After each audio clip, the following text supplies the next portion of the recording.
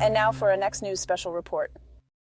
Ladies and gentlemen, hold on to your seats because we've got a story that will send shivers down your spine and raise questions about our place in the universe. Imagine walking into Congress and finding not just politicians, but two alleged alien corpses. That's what happened in Mexico's Congress when Jaime Maussan, a self-described ufologist, claimed to have brought irrefutable proof of extraterrestrial life. He had two bodies, two alien bodies, but that's not all. There's a twist that could shake the scientific community to its core. So don't miss this special report, and whatever you do, stick around for the final thought. Now, we're about to break into territory that many wouldn't dare to enter. We're delving into a world so outlandish, so perplexing, yet so mind-bogglingly captivating, it's beyond any political or social issue you think is gripping the nation. I'm talking about a moment that's unfolded in Mexico's Congress, and trust me, it's unlike any congressional hearing you've ever heard of. Jaime Maussan, a man who has dedicated his life to the study of UFOs, unidentified flying objects, stepped into the chamber, and he wasn't alone. No, he didn't bring lobbyists or activists. He brought two caskets. That's right, caskets. But it's what's inside the caskets that has everyone talking. Two bodies were revealed, looking nothing like you or me. These alien-looking bodies, small, white skin with oversized heads and minimalistic bodies, you know, the kind you'd expect to see in Spielberg movies. Well, here is that hearing. Watch.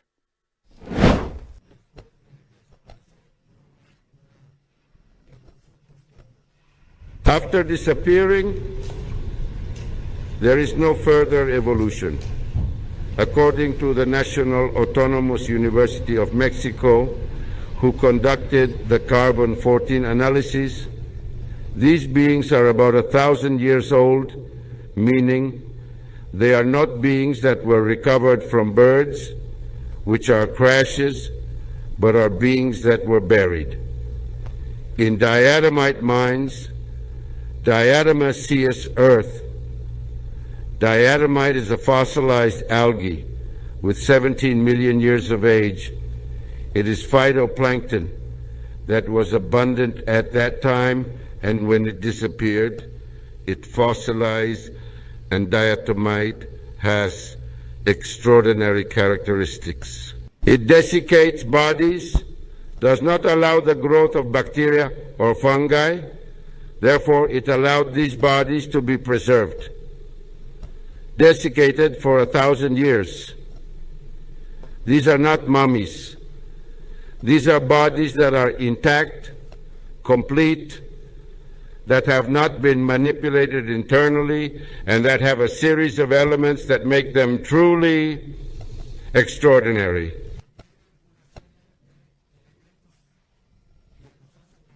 Look at those things. Please, George Mantilla, if you want to come over here. Por favor, adelante.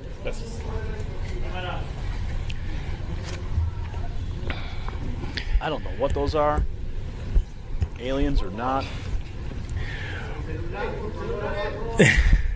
Please go ahead. The surprise is over there at the other end of the room, but I want to take this opportunity to thank the... I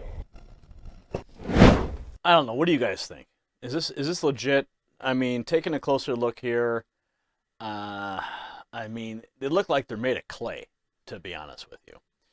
Now, going back into the story here, he didn't just pull off a stunt. He was making a claim that could rewrite the history books. He alleged these beings were discovered in Peru in 2017 and are over 1,000 years old.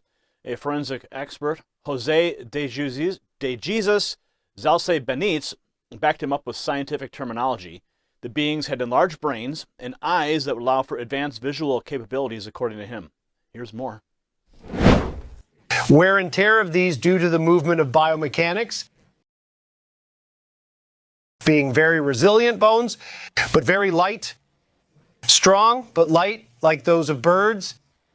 The head is an element of particular interest as it is large in proportion to the body. However, it is a pneumatized skull, meaning it has spaces that allow it to be very light yet rigid and strong, with a large intracranial cavity, which shows that it was a container of brain or neurological material. Very large. Likewise, We see that the spaces of the eye sockets are of a very large size, which would allow for stereoscopic vision. Very wide for this specimen. It also has very small nostrils and an oral cavity that, due to its articulation, is mandibular and lacks teeth. Allows us to determine that its feeding method was by swallowing and not by chewing. The neck, in turn, is a long structure that connects to the head at the middle floor of the skull, which is a rarity in primate species. It doesn't occur, as the connection is at the primal floor. Wow. But here's the kicker. These creatures had no teeth. So if they didn't eat, what did they do? Absorb energy, live off liquids? We're diving into unknown territory, my friends, but isn't that the point of all this? To push the envelope, to explore the unexplored? And speaking of unexplored frontiers, let's talk about something else extraordinary. I want to share with you folks, if you're feeling weighted down and bogged by life's challenges, there is a way to rejuvenate. I'm talking about Pure Body Extra body detox spray that's as real as the chair you're sitting in, made from zeolite. This isn't folklore, it's science. It cleanses your system at the cellular level. For just $5, you can claim this limited offer exclusively for our viewers only. Head to detoxwithgary.com before the clock runs out. So where does all of this lead us? Well, interestingly, there was another man at this hearing, a man who lends credibility that's hard to dismiss. I'm talking about Ryan Graves, the executive director of the Americans for Safe Aerospace organization. This isn't just a guy off the street. Graves is a former Navy pilot who's testified in the United States Congress on the topic of USOs. Now, in July, Graves spoke about UFOs, saying that they can be differentiated from man-made aircraft by staying completely stationary in Category 4 hurricane winds and then accelerate at supersonic speeds. Watch.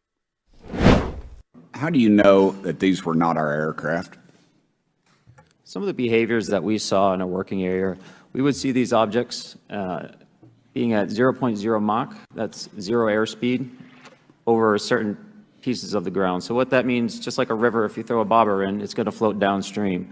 These objects were staying completely stationary in Category 4 hurricane winds. These same objects would then accelerate to supersonic speeds, 1.1, 1.2 Mach, and they would do so in very erratic and quick behaviors that I don't have an explanation for.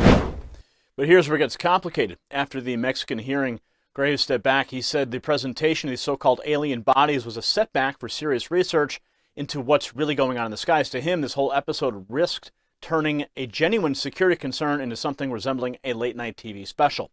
So what is the takeaway here? On one side, we have Maussan, a man committed to proving that we're not alone in the universe. On the other side, we have skeptics who believe this is just another sideshow, another piece of entertainment that distracts from real issues. But isn't the role of governments and scientific bodies to dig deeper? If there's even a 1% chance that what Maussan is showing us is real, isn't it worth a proper investigation? Shouldn't we, as the public, demand transparency on these topics? Do we really know everything there is to know? If there are unidentified crafts in the sky, doesn't it fall into the scope of national security to figure out what they are? And how about the videos that were shown during the hearing? Here's footage of Mexican pilots struggling to make sense of fast-moving crafts in their path. Watch. From the United States to going around, here we have an object captured with a telescope where you can see its core and the energy it produces around it. The service, turns out to be pivotal, recognizing these phenomena in Mexico. From the United States to going around, here we have an object taken with a telescope where you can see its core and the energy it produces around it. If advanced aerospace organizations and fighter pilots are perplexed, then surely it's a matter that requires our attention. We can't just sweep it under the rug and move on to the next trending topic. So here we are in a world increasingly defined by scientific advances, robotics, and artificial intelligence. Yet, when faced with the possibility that life might exist outside our blue planet, we're quick to dismiss it as fodder for tabloids. Why? Are we scared of the universe? Are we scared of the unknown? Or is it that we're so deeply entrenched in our day-to-day lives that the thought of extraterrestrial life shatters the very framework of our beliefs? In the age of information, ignorance is a choice. And let me tell you, this episode of Mexico has kicked open a door that many would rather keep shut. Whether it leads to enlightenment or ends up being an elaborate hoax, we can't afford to turn our backs on the unanswered questions that loom larger by the day. So why does this surreal episode of Mexico matter to us, the American people? Well, it's not just about the sensational claims or the circus-like atmosphere it created. This story sheds light on the broader discussion about unidentified flying objects or phenomena, what we commonly refer to as UFOs or UAPs. These are not mere fantasy elements or subjects of a Netflix binge. They pose real questions about national security, aerospace safety, and the unexplained, and of course, our faith in God. So what if there is more out there? What if this isn't a stunt, but a glimpse into something far more substantial? Think about it.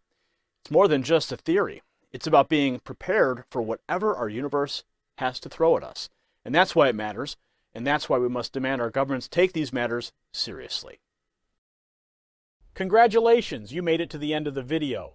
Now keep up your quest for truth with this next news report. And if you found our channel enlightening, join the millions who agree with you. Tap subscribe. Thank you for watching the Next News Network.